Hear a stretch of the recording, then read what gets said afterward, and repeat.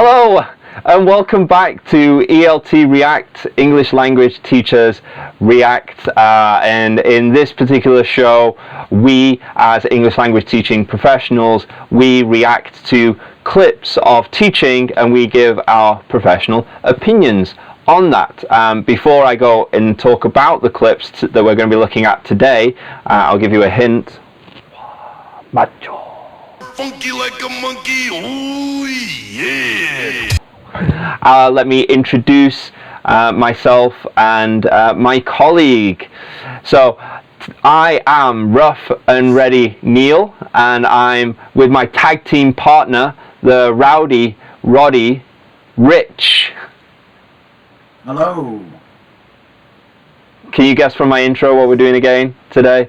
We're looking at more WWE wrestling Really? teaching scenarios. I thought we were going to look at some of my classes because I'm the macho man. Macho man's the one who he was always trying to start fights with everybody, wasn't he? He was always like, I'm gonna blah blah blah blah. No? I feel like that's all wrestlers ever. Yeah. he's the one with the wife. Elizabeth. I remember had the wife, and it was basically it was kind of like movies where you've always got the princesses in distress, like really early movies. It was always like that. It's like, why do you keep bringing your wife to the ring if she's just going to get, used as a weakness against you or something like that? Right. It's so silly. Oh, it's Randy's wife. Oh, DDT. Why do you keep putting her in these situations, Macho Man? Yeah. Okay. It's like, oh yeah, it's just going to have a wife around. One thing I do know about Randy Savage, by the way, we're not watching Randy Savage, but the one thing I do know is a story from Jake the Snake. Oh yeah. About how Randy Savage was paranoid that Jake the Snake was going to use a snake, because I don't know if you know this, but Jake the Snake's snake was actually a different snake most times. Oh really? Yeah, and I think it's quite nasty as to why that's the case. Like, I think they might just die or something. They just get new snakes, but I can't remember. But yeah, there were new snakes, and he was concerned that he was not going to have the poison sacs removed. So because in this particular match he was going to get bitten by Jake the Snake's snake. So he basically went up to him in the back room and he made him get the snake to bite himself. And Jake the Snake was like... The snake bite the snake, or...? No, bite Jake the Snake. He said, unless you show me, that it bites you, then I'm not going to let you bite me with it. And he said, doing that without the adrenaline and without the crowd and everything is incredibly painful. So he got the snake to bite himself. And then he said he was kind of annoyed during the match. Made sure that the snake was nice and wound up for when it sunk its teeth into Randy Savage. What a crazy world that is, right? This is such a nuts, crazy ass world. Kind of reminds me of teaching. I think they do sort of semi-buy into their personas. Yeah. They sort of start to semi-believe it, because to think he's actually going to kill you, live with everyone watching with his snake, it's insane, really. No one would do that unless they were totally mental. But maybe he's just like one of those people that just thinks everyone's an idiot, and they would, he might forget or something like that. Oh, yeah, that's true. Yeah, no, you're right. That could be a thing. Yeah, but today we're not going to be looking at Randy Savage. We're not going down that route. We're not going down the 80s classic WWE. We're going to add a little bit more attitude, a little bit more spice, because we're going to be looking at John Cena, because we actually have a clip of him teaching, and he's not teaching English. He's doing a little bit more kind of like counseling, but it's in the classroom, so I'm justifying that in that way. But first off, we want to see him enter the classroom, because that's what you do as a teacher and as a WWE performer. You have to have an entrance. So can we cue up that entrance, please? Mm.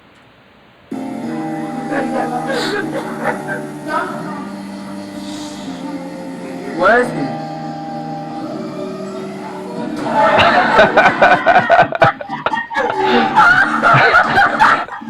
Why has he got 2 belts?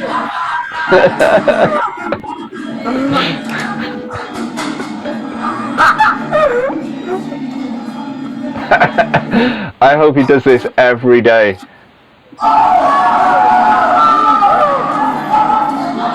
He's even got his own merch.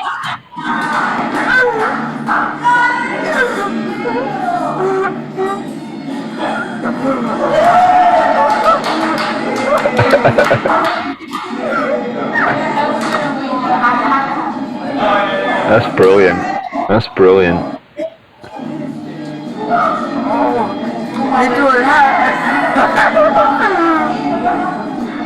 Is he gonna? It'd only top it off if he actually cut a promo on his students.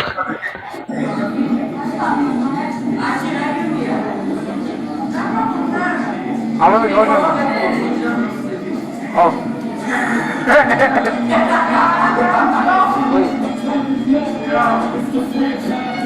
Give me back! Give me back!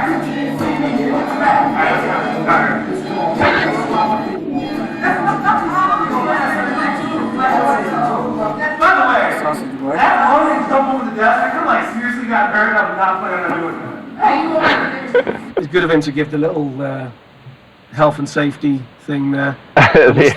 I was thinking about that actually when he was jumping across the desk. You're like, oh shit, I don't want the kids to follow this. Can't do that. Or even just him. Maybe he'll just flying kick a kid in the face kind of thing. Yeah, okay. So, bit of fun.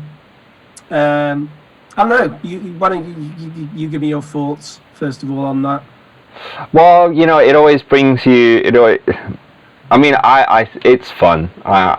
It's very funny, and maybe it's something that the kids were like, oh, you remind me of John Cena or something like that. So he kind of played up to it as this one-off special. I certainly wouldn't be entering classrooms like that well, actually, I do come in quite loud, especially with the younger kids, but that helps draw attention. You have quite an entrance. You kind of come in and you walk backwards and forwards as well, don't you, quite a bit?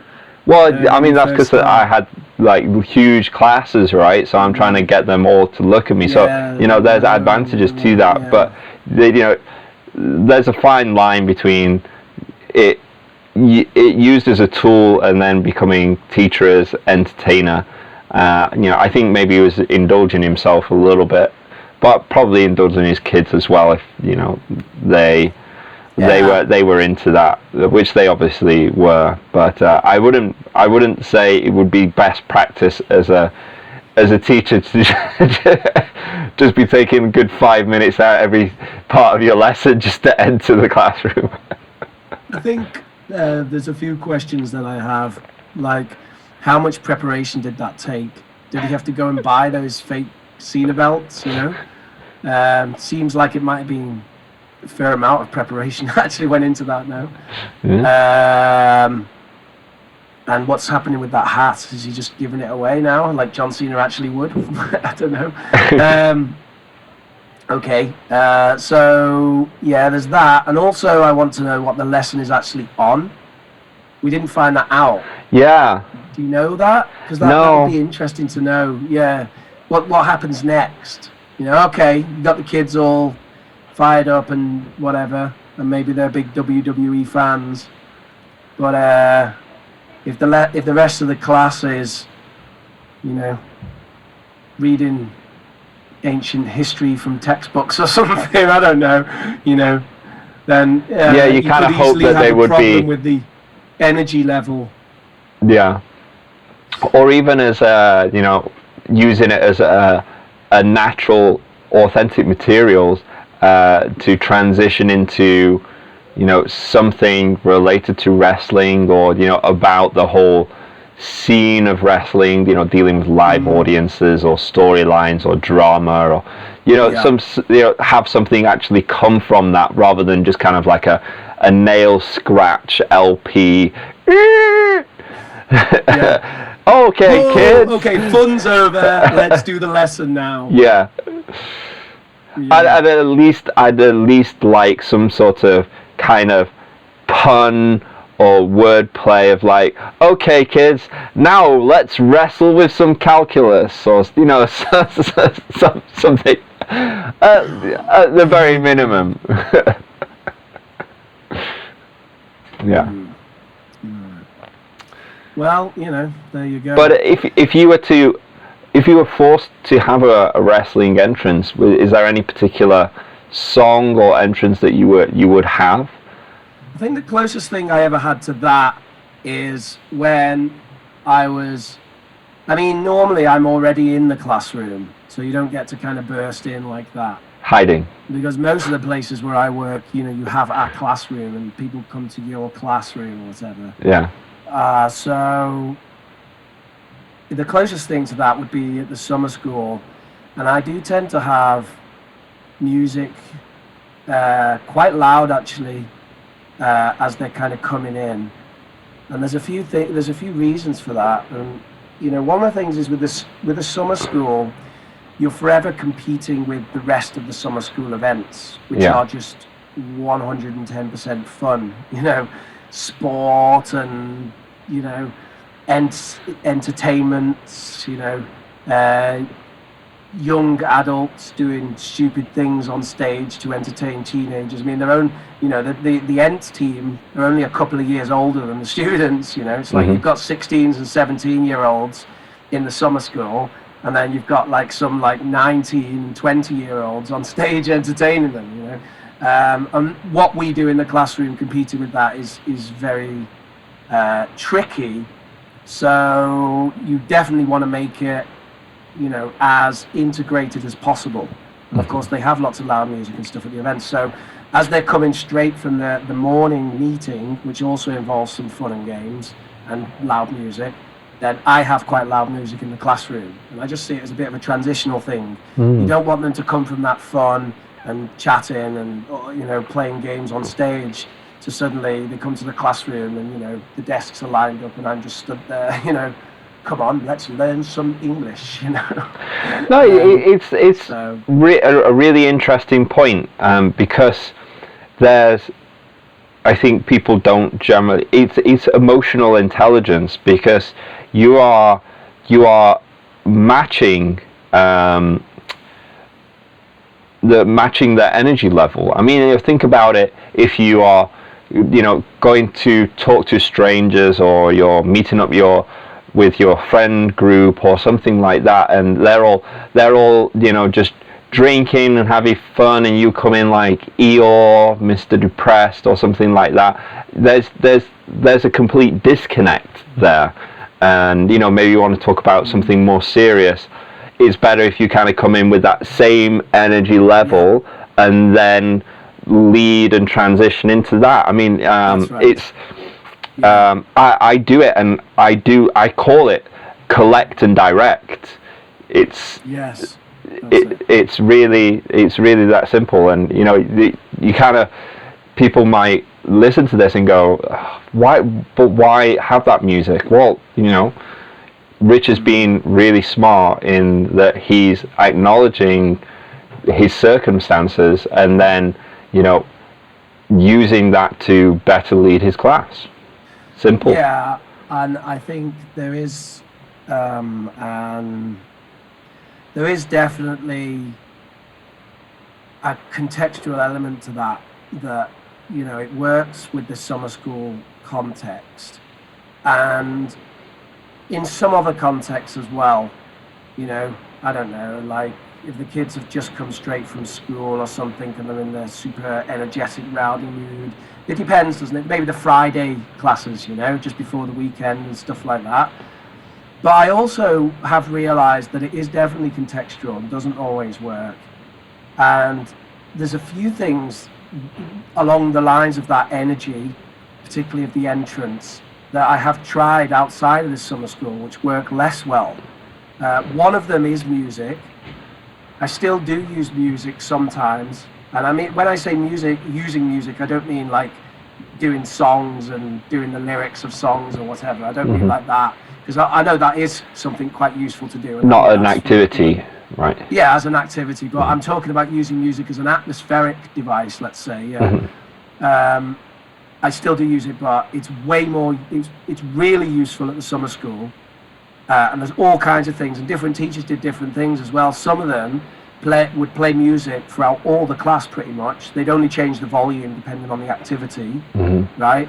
And they'd have a playlist, right? And it was a reward thing. So you get to add the next song to the playlist if you answer a question or whatever. So there's all kinds of like cool little integrations with that made a lot of sense in that environment. And music was definitely a big element of that, a big element of making the classes less boring. Now, another thing that I did at the summer schools a lot would be immediately after the entrance, which is really, it's them entering the classroom. But they enter, they all sit down. The seating plan would be on the projector. I always used to have a seating plan at the summer school. You kind of need it because you need to keep the nationalities apart.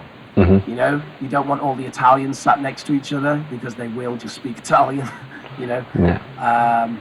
So I'd have a seating plan and they get settled.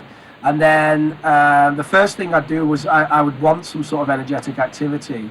So if it's not something like board rush, which I admit is not the most creative activity in the world, but it only takes a minute and it gets them up and running and blah, blah, blah. Then something with a ball, like throwing a ball back and forward, you know, like just asking questions, and then you throw the ball, and then the person with the ball answers the question, and then you say, right, throw it to the next person. They have to answer the question, right? You know, like what did you do in the morning meeting today? Boom, you know, Ariana or whatever. Right, okay, throw it to someone else. So stuff like that, and that's another thing that I've tried to take outside of the summer school context. And again, it doesn't always work. It needs to be matched to the energy level, especially if you're leading with that, you know. So if you've got like an academy class with like these teenagers who come in like quiet and low energy, you can't just like blast out some music and throw balls at their heads and hope that they're going to like suddenly get into it, you know. And I know because I've tried. So it definitely doesn't, it's just grating and awkward. And it's much better to do things slightly different. You want to match, you want to kind of get them, like you say, you could get a read on them first and then play with that if you need to change the energy levels. I mean, you know, it's that was always one of the, it's kind of one of the benefits of teaching the same class multiple times with the same lesson plan, as I often have had to do, is you know that, you know, after the first class you kind of generally know if the lesson's going well or what. Well, you should already know because you planned it well anyway. But then after that, and you're delivering it to different classes, and sometimes with those classes they don't land, you know, it might be the case that they've just come back from lunch, you know, and that it changes the whole dynamic because that's the broader context. They're full, they're a little bit more sleepy, so you kind of have to adapt your lesson for that situation, for that context. And you know, that was always one of the things that, you know, teachers would ask me in China, is like, well, just this, I've got this lesson plan and I've done this lesson multiple times with different classes, but this one class it just didn't work. And I'm like, well, then it's not the lesson plan that's the problem, it's the context in which you're using that. So you need to kind of look and figure out, well, what is it about the class? Because obviously you can kind of scratch off the lesson plan. It's how it's been applied within that context. And it's very interesting how it doesn't. We don't often talk about this as much within teaching when it's a big component. How many studies are there that say if you move back the classes of students from 9 a.m. starts or 8 a.m. starts, early morning starts, to like mid-morning or afternoon starts, that the kids are more engaged, they learn better. That would make a huge difference to a lot of classes, or even that the kids have had breakfast or something. We often forget and miss that context, miss that element of things, and it's not just if your lesson plan is good or even about you as a teacher. It's the whole situation. And I think that's why teaching is one of the most complex occupations, because it's a lot of here's what it is as told by experts and institutions, but then here's the whole reality of it. And it's pretty huge. There's lots of dynamics. Yeah. And that all came from a teacher entering the classroom as John Cena. Indeed. You didn't see that coming, much like John Cena. Exactly. It is an important thing to get right at the start of the class, though, isn't it? Yeah. Arguably, it's more important than other parts of the class, because it's that moment when it's you're kind of giving an idea of what it's all going to be about, aren't you? It's like a first impression, but just for the class. Mhm. Yeah. I mean, you're dealing with people here, and so you're dealing with psychology, you're dealing with emotions, you're dealing with a whole bunch of things, and you can't just walk in like a robot. And it also tends to be a very teacher-centric part of the class, doesn't it? That's the thing. Yeah. It's a bit where you have to really be on and laying things out. Yeah. Rather than other elements of the class where the class might be a little bit more autonomous. The teacher's taking a back seat. Yeah, and then it kind of comes back to what we were talking about with Jamie Keddy in our most recent interview podcast, which you should Google and search for, or YouTube. Fantastic interview that we had with him, where it's like, why are we taking the teacher out of the classroom? The teacher should have a persona. They should be considered to be like an integral part of the class, not just some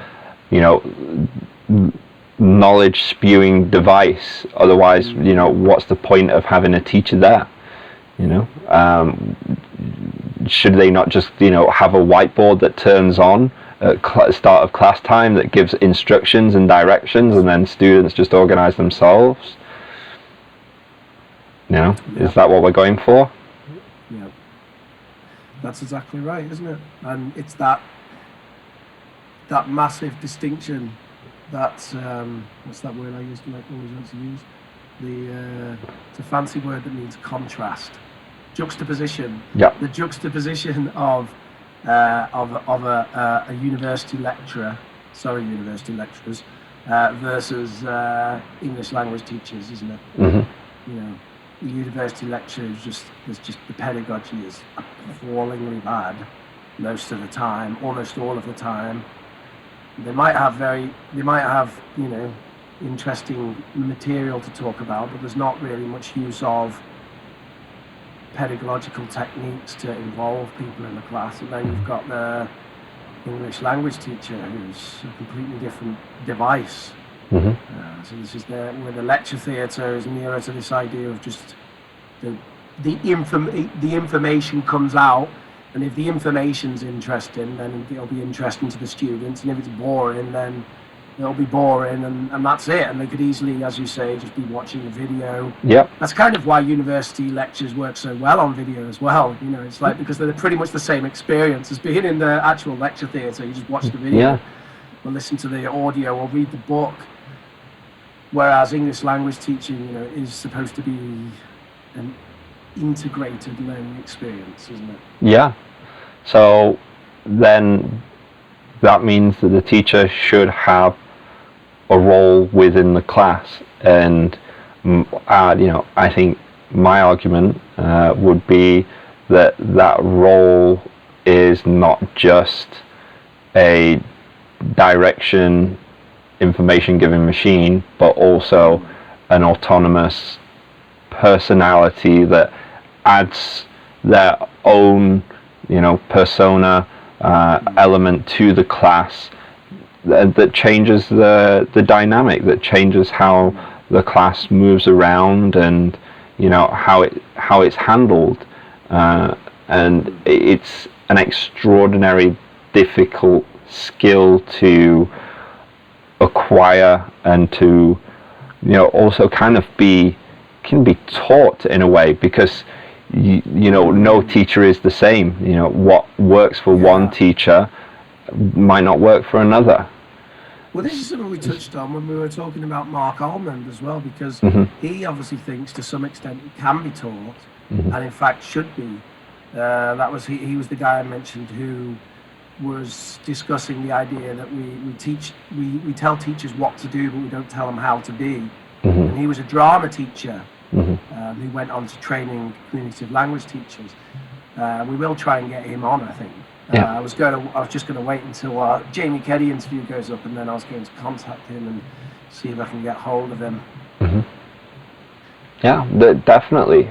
And you know, I'd love to hear his perspective on things. I think there are general points that you can kind of teach, you know, about almost like being a wrestler, like turning your personality up to 11, you know, as Jamie says, kind of like mining your own life as opportunities for stories, and other such things that, you know, maybe we can do another video, or you know, talk about it with Mark. But I don't think there could be an all-purpose, this is the way to be a teacher. I think there's just like these broader schemas, these broader patterns that you kind of have to touch on, but you can do it in your own different way. You know, you can be the more serious kind of less high energy teacher, or you could be the high energy teacher that's, you know, a little bit more goofy, or you could kind of be like the musical guy or whatever, but they'll all have like the same basic elements. It's just, you know, they're just presented in different ways.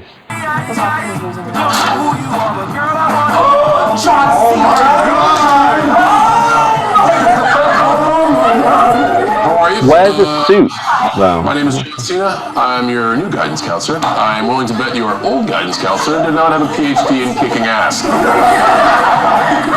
So I'm here to talk to you guys about like what you want to do with your life. Wait a second. You a cop? You are 38 years old. And this is a high school. You sure you're in the right place? Yeah, I'm pretty sure. Let's just get down to brass tacks. I hope you don't mind talking about this stuff in front of a group. So, what do you want to do? I want to major in music. What do you want to do? I want to be a nurse. What do you want to do? I want to be a psychologist and maybe play volleyball. Trying to mess with my mind and play sports at the same time. How are your grades? What's your GPA? I have a 3.1. 3.5. 4.0. So none of you are dumb, right? No. No, it's cool. I mean, if you are dumb, that's not going to hold you back, because I'm one of those folks who are dumb and somehow weaseled through the system and made it. Me, George Clooney, Jean-Claude Van Damme, Michael Strahan. Like, there's a group of us. How much you bench? How much you bench? I don't bench. How much you bench? I don't bench either. It's all right. You got something to say, Fabo? I maxed out at 275 last year. Last year, how old were you? 17. Plus 20? Good. No problem. Where do you guys see yourselves 5 years from now? Computer scientist. Well, I want to go to med school, So, what about 6 years from now? college, What about 12 years from now? residency, Okay, back to 6. college. 25. Hopefully I'm a plastic surgeon. Minus 4. Still plastic surgeon. That's pretty good. Pretty standard fare. All right. Pretty focused. When are you guys moving out of home? When I go to college. When you go to college? Yeah, but you're still gonna like crash at home during vacation. And then when you're done with college, you're like, oh, I'm gonna student loans, and you're gonna crash at home. Like, so what's a good age to move out? 40? I mean, are you still living at home? Good callback. Humor. Still in the I grew up in. My dad's cool with it. He's not, but I mean, whatever. So, do we buy a house here? Do you guys all want to move out of California? You want to stay? Yeah. Yeah? Smokey, not so much you. Yeah. Going back to Connecticut PD, where it all started. Yeah, just working the desk, hoping to get a night shift, maybe some overtime. Yeah, you had a good partner back then. What is the scariest thing about what lies ahead? You end up not doing what you love, so you live the rest of your life depressed and stuff. So how does that happen? How do you end up doing that? Maybe you get trapped. You get trapped because of you. Always try to do what you love, and I think it's always possible. It's just a matter of sacrifice. Sometimes you gotta go through some hard things to get to do what you love at the end. But believe me when I tell you, when you do what you love for a living, it is not work. So try not ever to get trapped. So, John Cena in a classroom as a guidance counsellor. I know it's a little bit cheating because he's not a teacher. We're But experts on all things involving education. sure. Yes, we are. We're professionals. PhDs in educationology. Oh, edunomics. Educationomics. I hear he's got a So I'm gonna be doctorate. Professor Rich, what's your professorship in educationomics? I invented Yeah, it. I'm a alum with the doctor of thugonomics, John Cena. The class of '98. University of Professor Rich. What would you say about John, Mr. Cena? I mean, I think as a teacher, he's obviously not very good. I think he just played off his kind of fame and personality. Yeah. You know, I mean, some of the things that he was doing went down quite well because he was John Cena, but If he was just your average bloke. Yeah, I'm not so sure about the how old are you 38 thing. I don't really know how a 17-year-old would take that. Maybe it could go down all right, but it's probably somewhere I wouldn't necessarily go. Not that I'm saying you can't have little jokes from the students, but also theoretically it's the first time you've met them. I think I would stay clear of that sort of stuff until you develop some sort of rapport and relationship. Yeah, or do you make it something that's inconsequential or changeable? Like, I like your example with your class where you've got the kid that's got the green shirt or something like that, and you called him Mr. Green. You know, he can always change the color of his t-shirt later on. That kid can't change his appearance. You don't know if, other kids are going to take that as permission as to mock him. Yeah, right. For that. That's where, because I mean, maybe it's just me, but he kind of felt a little bit unsettled a little bit. He didn't feel being a little. He looked a little uneasy. Because he's like, wow, John Cena, but also, yeah, I agree. Maybe that's what I picked Especially up. at at that age, it's you're quite sensitive, and Very sensitive. if you've got someone with power, kind of, poking fun, Yeah. it can be precarious. Yeah, so I'd agree about staying away from that sort of thing. Yeah. If you can. Yeah. Then, his other thing was just a bit of entertainment. But then I did like his message, obviously. I mean, it's a nice message, isn't it? A message that often people who are very successful talk about, pursuing your dreams. Yeah. Sometimes it means sacrifice. I mean, yeah, it's a nice thing to tell kids, isn't it, I guess? Mm-hmm. Well, I thought it was It's too bad that it didn't actually turn into more of an exercise, because like that whole instance where he's talking about, what do you like to do? What is your GPA? What's your major? What do you want to do in 5 years, 10 years, 25 years? I mean, we don't often think about, when we're talking with kids, it's like, oh, what are you going to do after school? Then it's university, then it's get the job. But then, like, we perpetuate this idea in society where it's like, okay, now you achieve the job that you want, and then that's kind of the end. It's like, well, what do you want to do after that? And I'm like, but I always thought that actually would, this kind of little back and forth that he's having, talking, joking around with the kids, it could have transitioned to a decent activity, actually, if you place them in small groups and then talk about maybe not what you want to do in 25 years, but have them talk about, well, why, what is, I was going to say what is life, but why is this that we think about it this way? What is a good life, and all that sort of thing. It would be an interesting conversational exercises that you could have the kids go into groups, talk about, maybe come up with some sort of presentation that they can give to the rest of the class as to a list of key points that they agree on, what it means to, what is the sort of meaning of life, or what the meaning of a good life, and have all those groups present to the class, and then you can have a class discussion about what people agreed with, disagreed with, set homework, that their homework is to write out their thoughts of what it is to lead a good life, and that's their essay for the week or something like that. I could definitely see that transitioning. So not necessarily a bad way to start a class.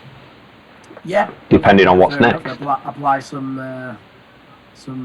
teaching theory in there. You can get some good stuff out of it, definitely. Yeah.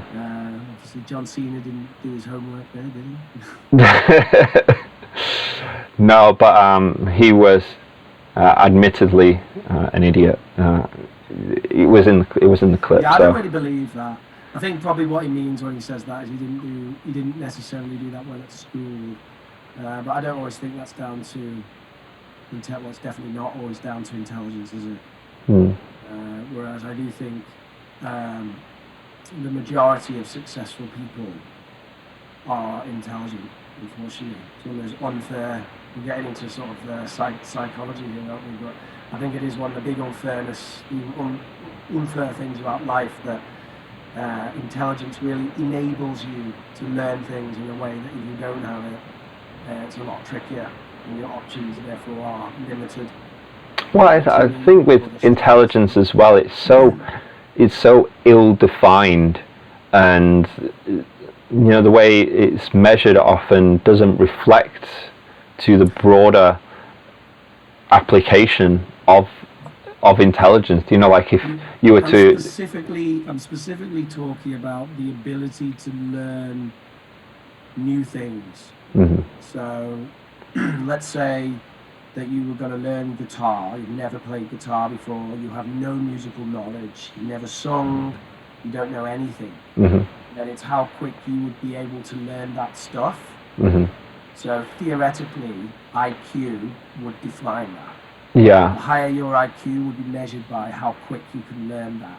And people will say stuff like, oh, but what about if you have a musical ear? Well, that's what we call domain-specific knowledge. And what that means is, it means you've already learned some stuff. Whether you learned it as a kid or you learned it whenever, you've already learned it. So you've already used your IQ to get a jump on that.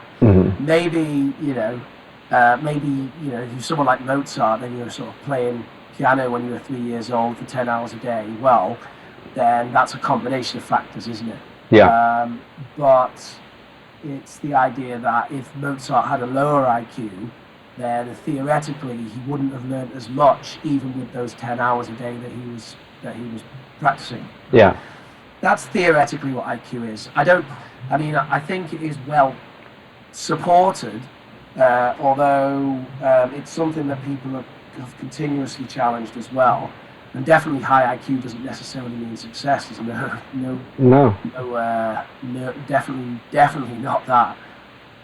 And I would even say that there's too much emphasis put on it, to be honest, because, you know, I might have a student that picks up English really quickly, really intelligent, that's great, and I might have a student that takes longer to pick it up. In the end, they both learn English. You know, maybe one speaks a little better than the other, but in the end, they're both communicating well, and they've learnt it. So, is it how much? I think the point that I'm trying to make is by putting by often putting a lot of emphasis on someone being intelligent or not intelligent, it deters people from even trying. And it's, you know, the cases might just be, it might take you a week longer. It might take you, you know, like 10 more hours of studying. It's, you know, it could be marginal. Maybe it could be much faster, but the extremes, you know, aren't the extremes are just that. They're extremes. You know, they're always going to be, and is always going to be someone that's really like a physical specimen. You wouldn't compare yourself to that person because they're just, it's genetic lottery. You know, you can get to a certain level of physicality and specimenship yourself, right? But you're never going to be that way. Doesn't detract anything from your own achievements, and I think that's what I mean with intelligence. You know, it in the long term, it's just maybe a certain advantage in learning for some, but it doesn't mean that you can't learn. And you know, if you're listening to this and you're thinking, I'm not that intelligent, I can't learn a language, I can't learn English. Well, you learn your native language without even, you know, really studying it. You know, it just, you absorbed it, you know, from your parents, from your, you know, your caregivers, and when you were growing up. You know, it's not more. You don't have to overcomplicate it.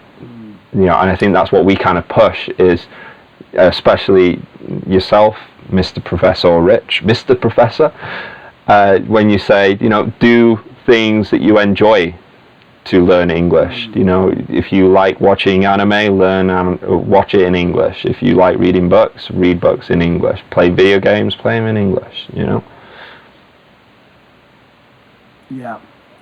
Yeah, completely agree. To put another slant on that as well, the kind of the people who get down and say I'm not very intelligent or whatever.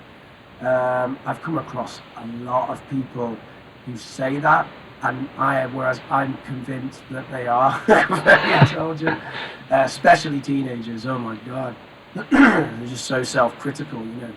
Even people who go as far as to say I'm stupid, you know. Oh, I can't do this, I'm stupid.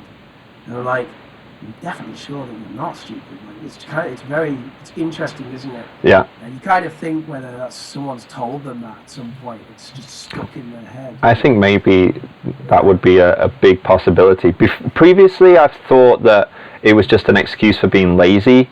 You know, like, oh, I'm stupid. So that means you don't have to try, you don't have to learn. But I think that there is a deeper, it's often someone said, oh, you're not good at math.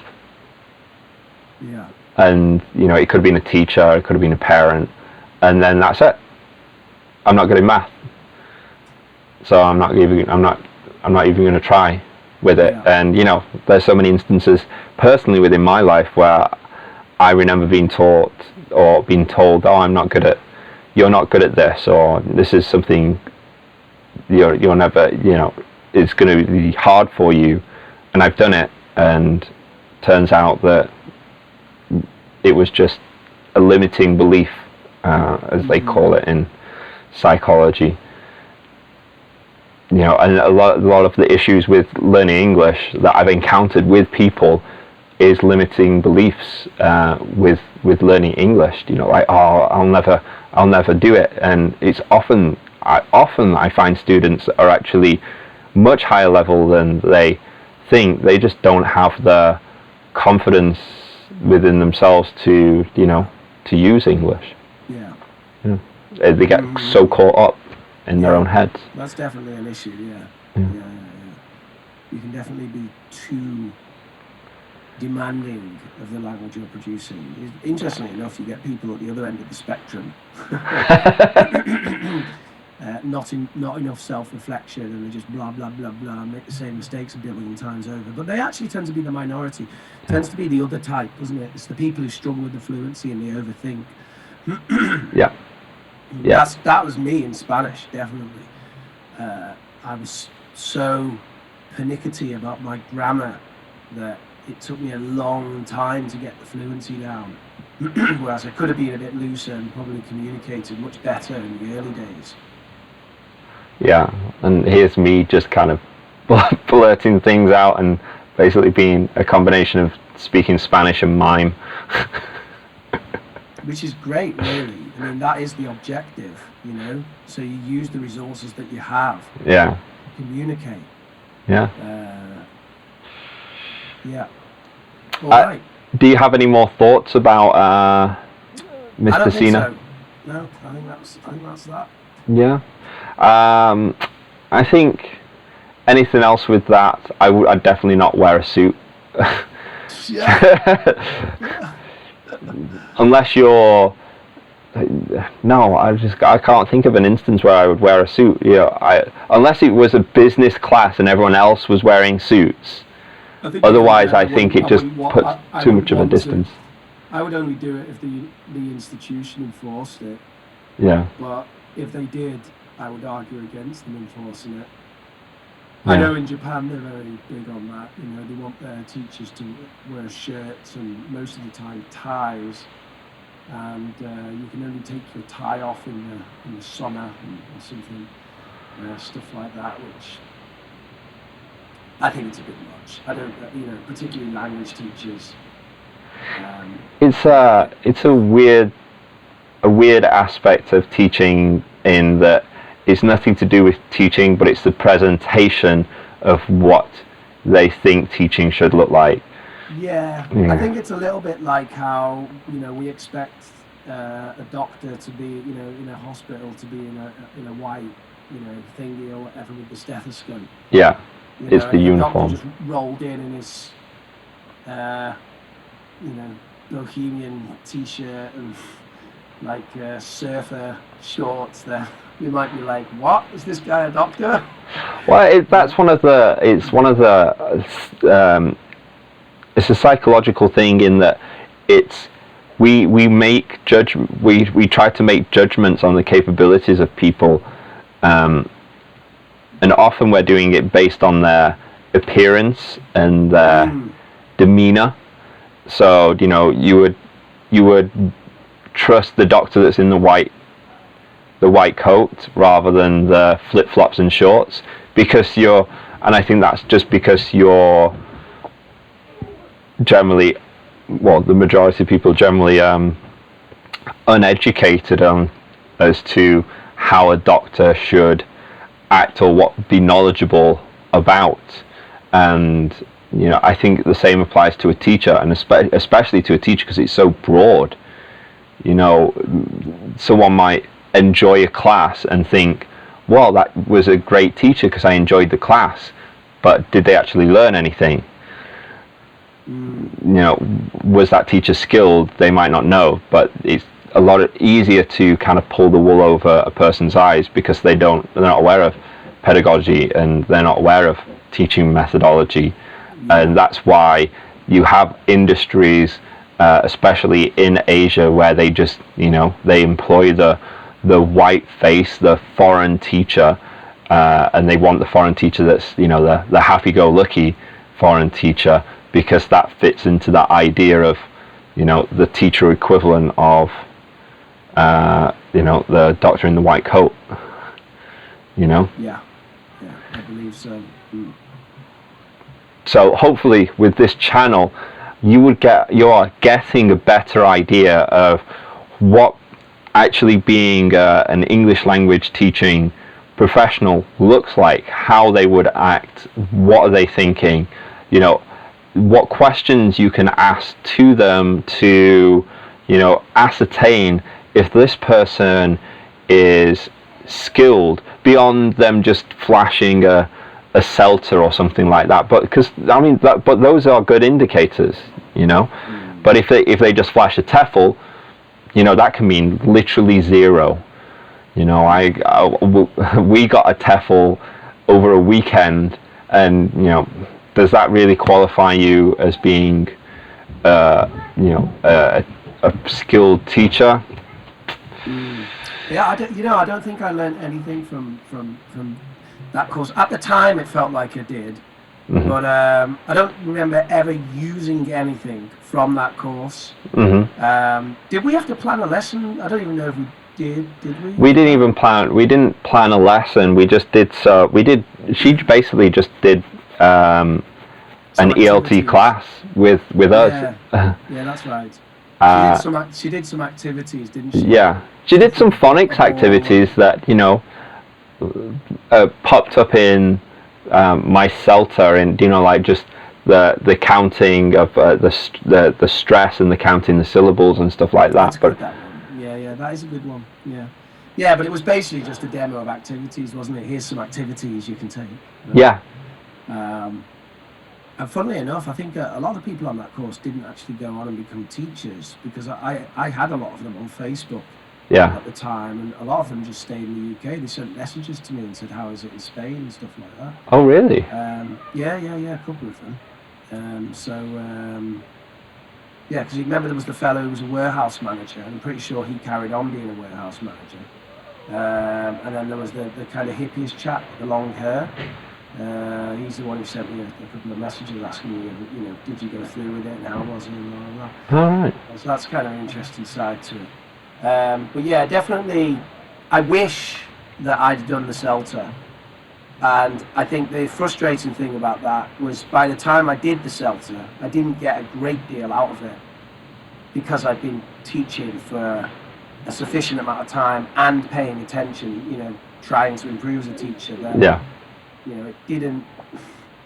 I think probably the main thing I got out of the CELTA was understanding the rationale behind lessons and how to plan a lesson, which is an important thing to get into. But you know, a lot of the practical stuff was, you know, it was no big deal for me. You know, I remember when people were all panicking about, like, oh God, you know, I've got to teach tomorrow or whatever. It's like, I've been teaching for like 3 years. You know, it's not like I'm not, you know. So I could see that it was really new for a lot of those people. Yeah. So yeah, but then the diploma, on the other hand, was I enjoyed that a lot. Really enjoyed that course. I think more so than any of the other teaching courses I've done. Then the TILEC as well was okay. But it was a bit of a contradiction, the TILEC, because the TILEC, the idea of the TILEC is supposed to be, it's like pretty experienced teachers like trying new things that they wouldn't normally do. Whereas I found it to be very evaluative, because some of the tutors, this is at the British Council, seemed to take it a bit like, you know, like they were like OBS, professional OBS, right? Yeah. Doing an OBS, and it became sort of, it felt very evaluative, whereas my impression of what it was going to be was kind of go in, do something a bit different to what you would normally do, and then talk about how it might work better, you know, rather than, oh, you know, don't do that, do this, don't do that, do this, you know, the kind of thing that you'd get in a professional observation. But the diploma, on the other hand, really enjoyed, which ironically, that's the one that is supposed to be a bit more, you know, I mean, it is very evaluative. 2 of the teachers failed it. They failed the teaching practice from my group. And that's out of maybe 12. Wow. So it's a pretty high fail rate. Yeah. Now, that's that's the thing, isn't it? It's quite a high bar. I don't think they were bad teachers either. I can't remember what went wrong in the end. It wasn't like they didn't show up or anything like that. It was like they just didn't get enough passes or whatever. Wow. I'm not sure if it was the externally examined one or I don't know. But anyway, they were both pretty determined to give it another go. I think you can repeat just the teaching practice part. Oh, right. Yeah. So it's pretty tough. So we've got like diploma, and then next level toughness would be like a sommelier. Yeah, I think it's pretty tough, and definitely if you don't listen to the feedback, like they seem to go pretty heavy on that. Mm-hmm. It's like you've really got to get into, and that can be difficult, can't it? Because people can take things personally, and then you get into a whole can of worms. And I think that's definitely what happened with one of them. But anyway, we've kind of gone a bit off. There's egos definitely involved with that. We're like, I've been teaching for 10 years, never had any complaints. I'm just doing this course. Most people have been teaching for 10 years. Yeah. But and then to be told, well, you need to change this. I'm like, whoa. Humbling experience, it sounds like. Yeah. Sure. Yeah. But also great. Yeah. Okay. So we'll wrap up this episode. My natural light levels are now coming down, so just in time to end the podcast. It's perfect. It's what we planned all along. As people watch this, Rich slowly fades to black. If we did like a 4-hour kind of podcast, it'd just be this dark figure giving dropping teaching bombs from the shadows. You would be John Cena. No one could see you. The last 5 minutes, just as I'm disappearing, it's like every time we say goodbye, I die a little.